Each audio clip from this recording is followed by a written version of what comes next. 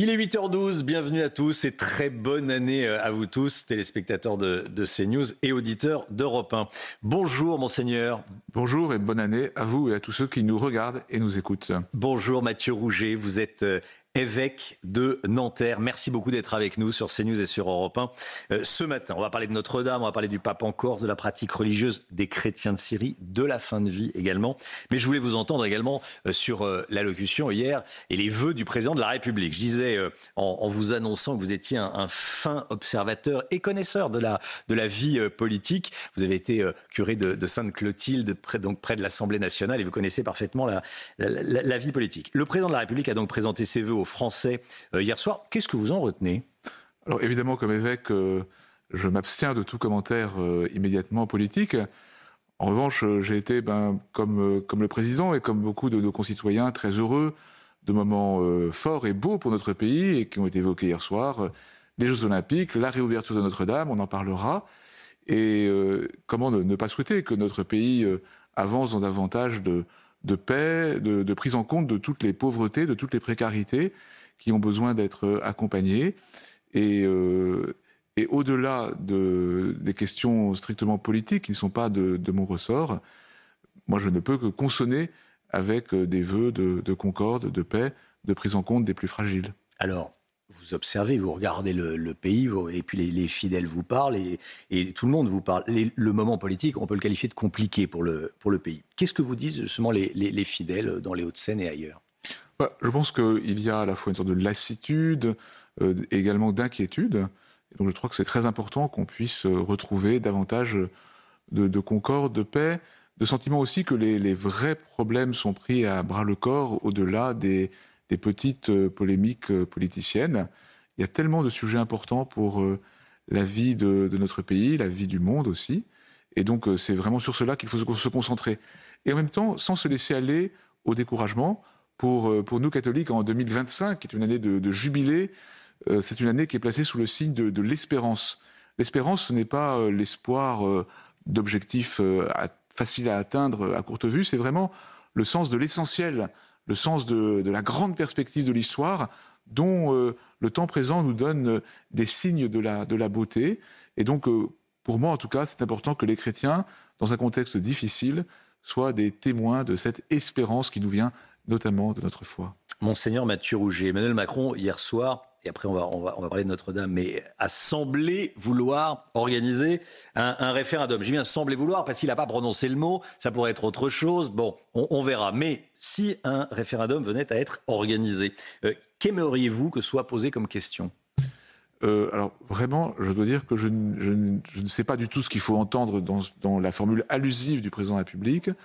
Et à titre personnel, je ne vois pas tout de suite quel sujet de référendum serait adapté.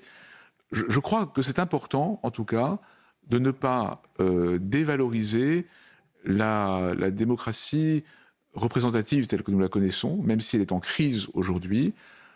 S'imaginer qu'une question soumise à référendum, c'est toujours le meilleur moyen, sur des questions complexes, de faire vivre un débat politique qui permette de viser le bien commun, ne me semble pas tout à fait ajusté.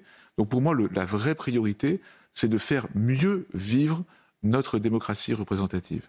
Notre-Dame de Paris a rouvert donc en décembre, le mois dernier. Déjà, quel impact sur la communauté catholique ? Ça a été une grande joie ? Alors une très très grande joie. D'abord, c'était un moment magnifique, un moment, je pense aussi, voir la qualité à la fois de la restauration, mais aussi de la liturgie, de la musique, de tout ce qui s'est organisé autour de Notre-Dame. Je pense que ça donnait une légitime fierté aux catholiques de pouvoir offrir cela à la France et au monde entier. Et puis, l'incendie de Notre-Dame a pu apparaître comme une sorte de symbole de tout ce qui n'allait pas, de tout ce qui s'effondrait dans l'Église et dans la société française. Et à l'inverse, je pense que la restauration et la réouverture de Notre-Dame est un symbole de l'espérance qui nous est confiée et que nous avons à partager. Et donc, il y a quelque chose de très, très stimulant. Beaucoup de personnes ont été touchées par la réouverture de Notre-Dame. Elles expriment aussi une attente spirituelle. Et donc, pour nous, chrétiens, il y a là une sorte de mission de ne pas décevoir cette attente, qu'au-delà de la réouverture du lieu, la joie, la profondeur de notre capacité à proposer la foi puisse rejoindre tous les cœurs en attente de de vie spirituelle. Notre-Dame qui est d'ailleurs parfois victime de son succès. Il y a énormément de monde et certaines personnes qui trouvent porte close parce qu'il y a trop de monde. Alors il faut se réjouir et puis il faut un peu de temps pour que tous ceux qui veulent redécouvrir Notre-Dame puissent s'y rendre. C'est un lieu qui doit être aussi respecté pour ne pas être trop vite abîmé. Mais je pense que les choses se passent très bien. Et puis la semaine inaugurale de Notre-Dame, qui a été très très bien pensée par le diocèse de Paris, a permis à toutes sortes de catégories de personnes de s'y retrouver. Je pense en particulier à la messe qui a été organisée avec toutes les personnes en précarité rejointes par des associations à Paris et en région parisienne, avec des personnes handicapées, des personnes en grande difficulté, des personnes de la rue, et qui a été un moment magnifique, qui a très bien dit aussi la vocation d'une église en général et de Notre-Dame en particulier, être une maison accueillante pour tous et pour les plus pauvres en particulier. Ah, les plus pauvres, les plus faibles. Il y a la question des vitraux. Bon, Emmanuel Macron voudrait des vitraux contemporains. Qu'est-ce que vous en pensez? Vous, je souris parce que ça doit être un sujet compliqué, mais qu'est-ce que vous en pensez? Stéphane Bern dit que c'est un caprice présidentiel. Il dit qu'il faut garder les vitraux de... Alors moi, il y a un vœu que je voudrais faire. C'est pas facile sur une chaîne d'info, c'est qu'on essaye d'éviter en 2025 les vaines polémiques. La réouverture de Notre-Dame est une si grande et belle chose que j'aimerais que ce soit d'abord un temps de joie sans mélange. La restauration a été menée avec un soin et une qualité extraordinaire, mais évidemment, Notre-Dame étant un lieu si beau, si fort, si important, beaucoup de tensions peuvent aussi s'y retrouver.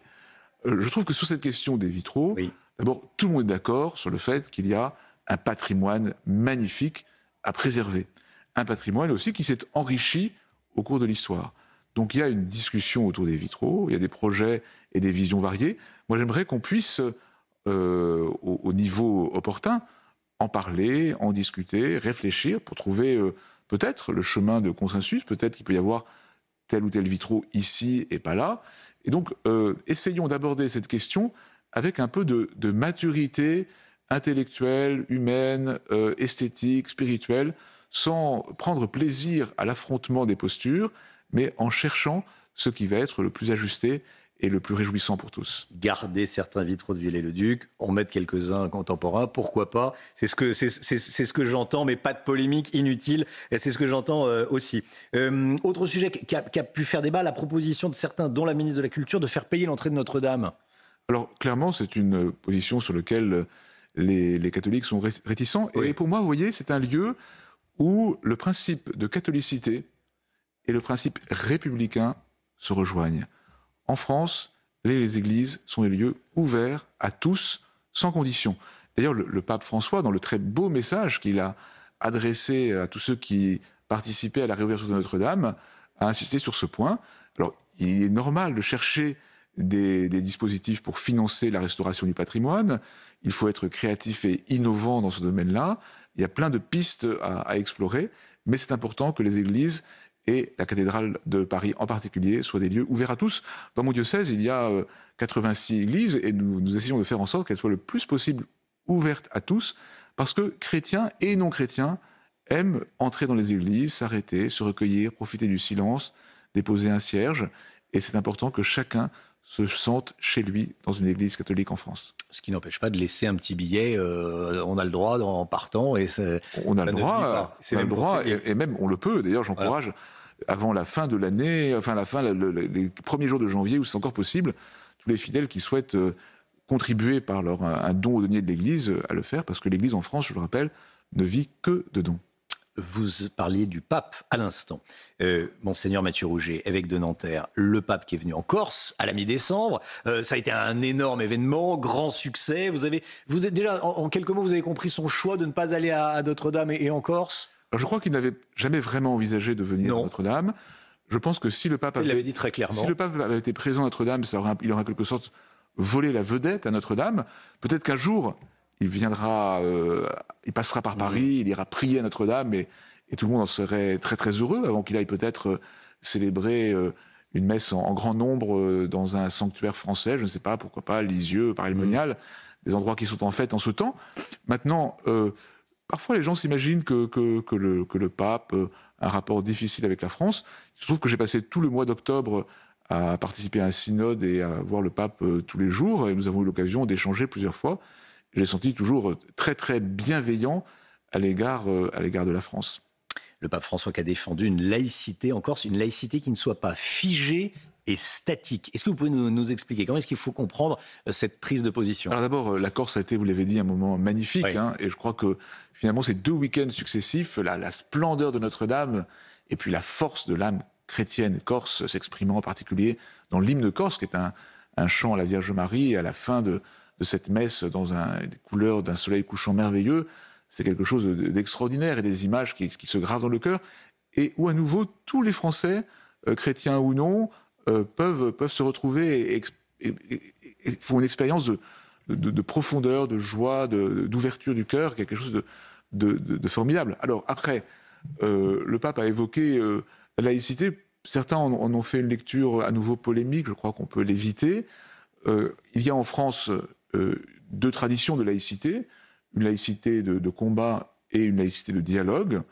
En fait, c'est la laïcité de dialogue qui prévaut dans les textes, dans la jurisprudence et dans la pratique, et le pape a invité simplement à ce qu'on soit bien dans une laïcité de dialogue.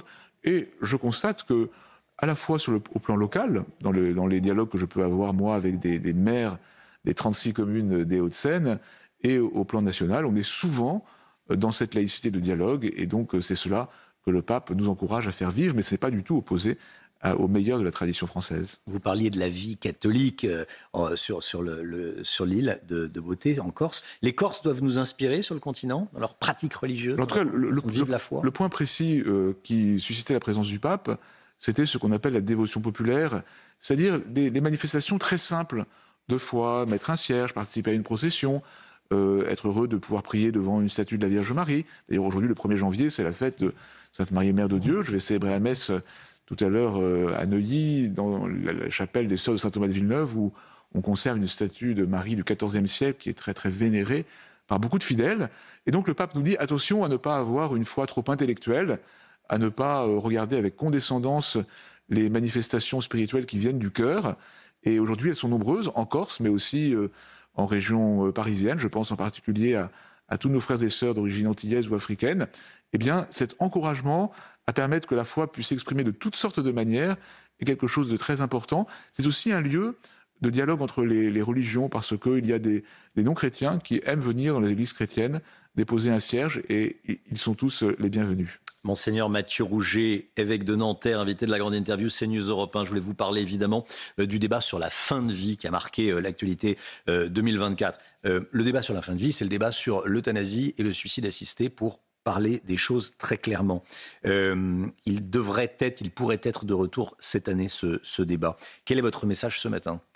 Alors, pour nous, c'est très important de dire que nous sommes opposés à la mort provoquée, et au contraire très désireux que l'on progresse en matière de soins palliatifs.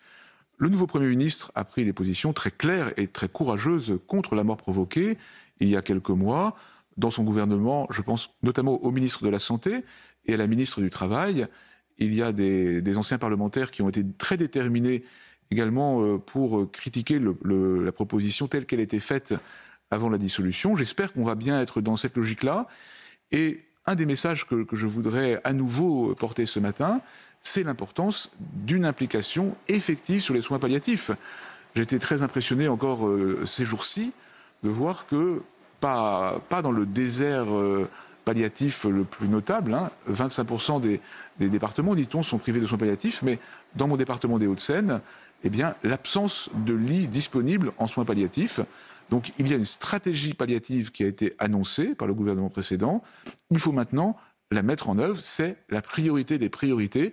Et j'espère que si on rouvre ce débat, on commencera par traiter pour elle-même cette question si importante des soins palliatifs. Pas de mort provoquée, mais le développement des soins de fin de vie pour aider les malades à la fin de leur vie. Monseigneur Mathieu Rouget, on parle souvent du déclin de la pratique catholique en France. Je voulais terminer sur cette note positive. Il y a une hausse très importante du nombre de baptêmes d'adultes. Il y a eu une hausse très importante cette année. Alors, évidemment, nous sommes dans une période qui n'est pas simple, de sécularisation très forte en Occident. Ce n'est pas le cas partout dans le monde. L'Église catholique explose en Afrique d'une manière extraordinaire et très impressionnante. Beaucoup de choses sont en pleine mutation aujourd'hui et on le voit dans plein de domaines de la société, de la vie familiale et puis technologique, intelligence artificielle, etc. Donc on est dans une période de recomposition qui est à la fois déstabilisante et passionnante dans tous les domaines et aussi pour l'annonce de la foi chrétienne. Mais c'est vrai que nous voyons frapper à la porte de l'Église ce qu'on appelle des catéchumènes, des adultes et aussi des grands jeunes qui demandent le baptême. C'est quelque chose de magnifique et ils sont de plus en plus nombreux. Parfois, certains, il y a quelques années, auraient été baptisés dans l'enfance, mais d'autres aussi viennent de cercles absolument pas croyants ou chrétiens, et c'est très beau. C'est vrai pour ceux qui demandent le baptême, c'est vrai aussi pour les adultes qui demandent la confirmation, et c'est vraiment des itinéraires magnifiques. Et en tout cas, je voudrais que tous ceux qui nous écoutent et qui nous regardent ce matin, et qui sentent au fond de leur cœur une sorte d'aspiration spirituelle, n'hésitent pas à frapper, s'ils le souhaitent, à la porte des églises pour demander à être accompagnés, pour pouvoir découvrir la tradition biblique qui est si précieuse et si lumineuse, et qui sait, pour aller jusqu'à la joie du baptême ou de la confirmation. N'ayez pas peur, ce que vous leur dites. Oui, bien sûr. Et vous savez, cette année 2025, c'est un jubilé, c'est-à-dire une année pour se réjouir des 2025 années de l'ère chrétienne, avec des grands pèlerinages à Rome. Mais tout ça marqué sous le signe de l'espérance, c'est-à-dire que, comme l'a dit le pape dans sa lettre d'invitation, il y a une espérance qui vient du plus profond de l'amour de Dieu. Et cette espérance, si on s'y ouvre, elle ne déçoit pas. Monseigneur Mathieu Rouget, évêque de Nanterre, merci beaucoup d'être venu ce matin et très belle année à vous. Merci, bonne année encore à tous.